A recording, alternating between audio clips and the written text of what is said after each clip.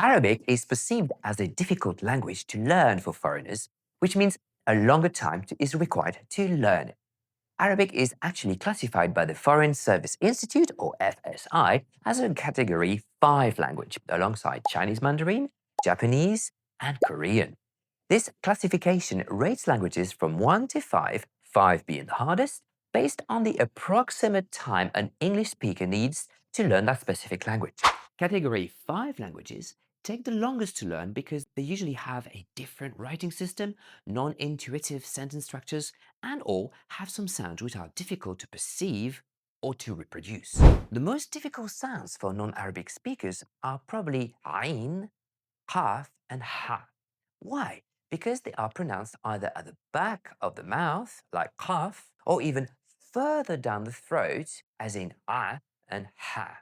There is a constriction of the throat muscles on the epiglottis, like ain and ha. Another feature which presents difficulty for the learner are emphatic consonants. For instance, to the sound ta, which is very similar to English, as in taj, crown, Arabic has an emphatic pa, as in tabib, doctor. Added to this, Arabic has a strong d sound, d. In the word dub, bear, we use a soft d sound, but in dabab, fog, we use the strong emphatic one. Similarly, we have s and s, v and vo. Now, does that make Arabic hard to learn?